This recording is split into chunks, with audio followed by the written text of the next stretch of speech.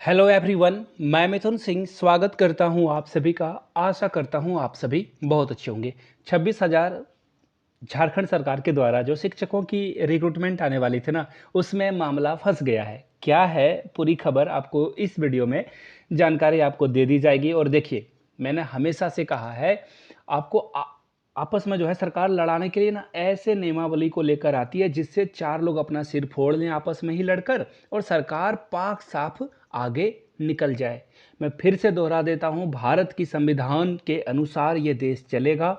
किसी के हिटलर शाही से ये देश नहीं चलेगा। बाबा साहब भीमराव अंबेडकर ने जो संविधान लिखा है उसी के अनुरूप ये देश चलेगा। कुछ लोग नीचे कमेंट करके बताते हैं मनुवादी लोग भी जो है बाबा साहब का नाम ले रहे हैं। अरे भैया, तो तुम्हें क्या प्रॉब्लम आ गई? मैं अगर बाबा साहब को कोट कर रहा हूँ या उनके द्वारा लिखे किताब का रेफरेंस दे रहा हूँ, ये देश में गीता, कुरान, बाइबल किसी भी किताब से बढ़कर है हमारा संविधान। संविधान सबसे पहले आता है, बाकी सारी किताबें, धार्मिक किताबें बाद में आती है। ये मैं बार बार कह रहा हूँ। नीचे कुछ जाहिल लोगों ने कमेंट करके कुछ माहौल को गंदा करने की कोशिश करी थी पिछली वीडियो में, इसलिए मैं साफ साफ कर देता हूँ, मेरे लिए देश पहले है, धर्म बाद में, और संविधान पहले है, उसके बाद मेरी धार्मिक आइडेंटिटीज़।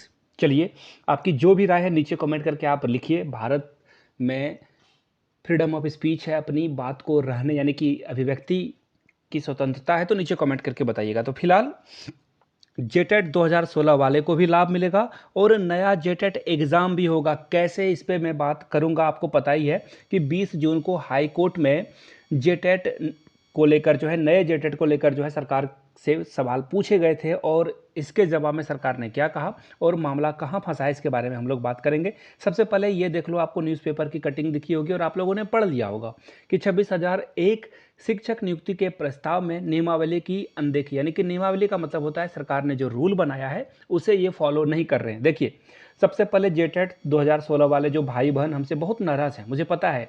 इनको चाहिए फ्री में नौकरी। एक्चुअली फ्री वीज जो है, ये फ्री की रबड़ी जो होती है ना, ये खाना चाहते हैं, ये चटकारना चाहते हैं। इनका कहना है कि भैया 1 लाख जो जेटेट प्रशिक्षित अभ्यर्थी है ना, उसी में से 26,000 को बहाली दे दो। तो आप समझ के देखो कि 4 लोग एग्जाम में बैठेंगे, एक को नौकरी मिल जाएगी।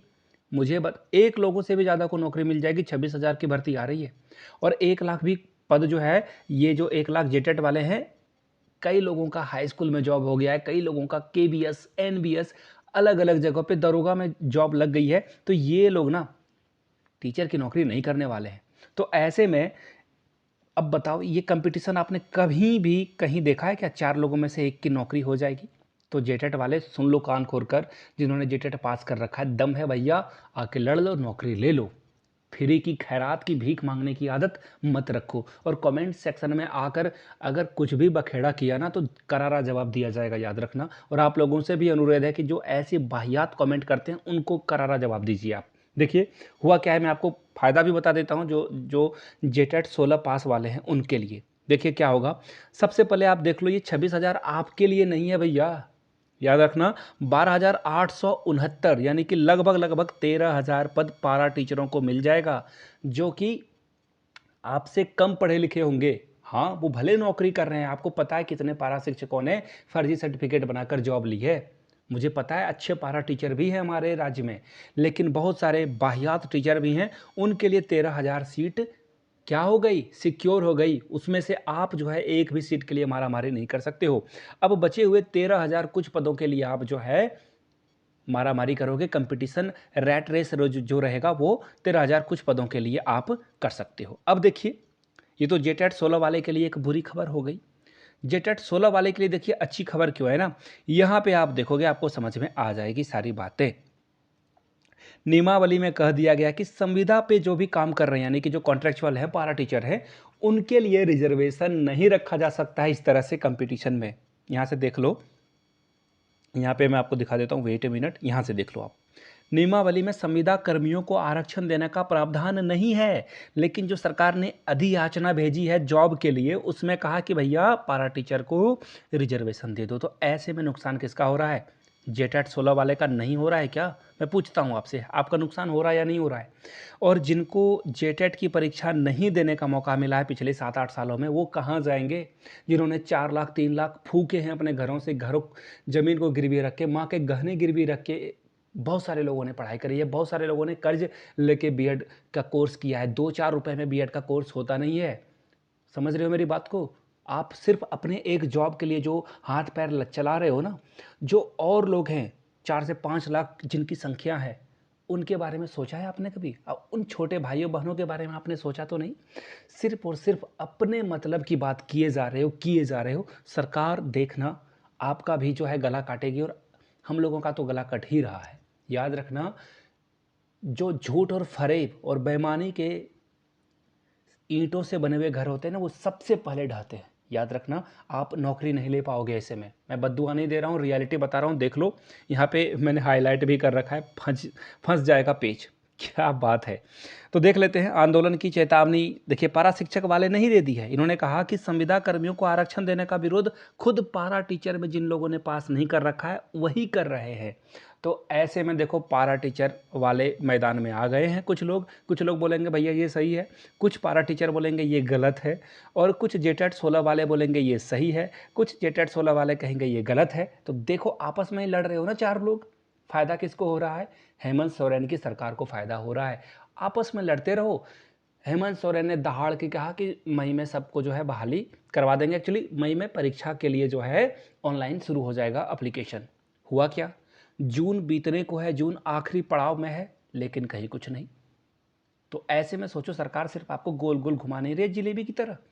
अब देखिए, जेटेट 16 के बाद नए जेटेट के बारे में बात करते हैं। देखिए, हाई कोर्ट में मसला चल रहा है, और हाई कोर्ट अब जो है ना, अगले बार हियरिंग में अगर सरकार ने टाल मटोल करने की कोशिश करी, जवाब देने में देर करी, तो सरकार को फटकार लगेगा, और सरकार को कहा जाएगा कि नियुक्ति से पहले जेटेट की परीक्षा आपको लेनी ही होगी, क्योंकि एनसीईटी के प्रावधान के अनुसार हर साल आपको कम से कम एक जेटेट की परीक्षा लेनी होती है। पिछले 7 से 8 साल अपनी तिजोरियां भरने में भाजपा, जीएमएम, कांग्रेस के लोग, आजसू के लोग लगे हुए थे। इन्होंने, सरकार ने जो है बच्चों के ऊपर ध्यान नहीं दिया।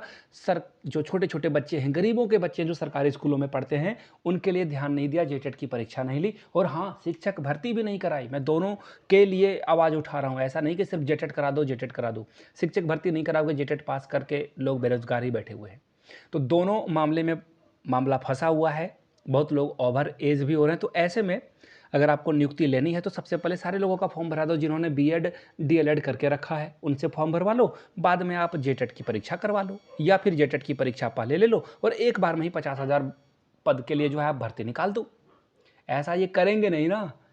एक्चुअली अगर सारी चीज़ें सीधी सीधी हो जाए, जगन्नाथ महतो कहते मर गए। देखिए, बीते जो गुजर गए हैं ना, उनके बारे में बुरा नहीं कहते, लेकिन जगन्नाथ महतो ने इतना तेल निकाला है ना जेटेट का, कि जेटेट नहीं लेंगे भैया, जो पहले से पास है उन्हीं को करेंगे, उन्हीं को करेंगे। ये कहते कहते भगवान ने कहा कि भैया तुम जेटेट मत लेना, तुम्हें आ जाओ। उन्होंने हेमंत सोरेन के जो बहुत प्रिय जगन्नाथ महतो थे, उनको बोला कि भैया वापस आ जाओ, आपको धरती पर रहने की ज़रूरत नहीं है।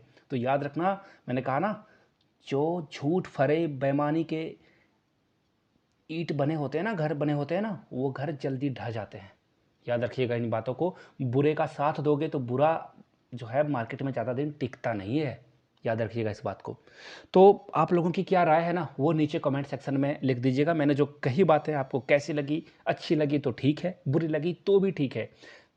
बिल्कुल सभ्य भाषा में नीचे अपने विरोध को दर्ज कराइए, अपने समर्थन को दर्ज कराइए, कोई दिक्कत नहीं है। इस वीडियो को ज़्यादा से ज़्यादा अपने दोस्तों तक शेयर करिए, उन तक पहुंचाइए, ताकि उन्हें पता चल सके कि उनका राइट क्या है, उनका हक क्या है, और कौन कौन उनके हक के ऊपर गिद्ध की दृष्टि से झपट्टा मार रहा है।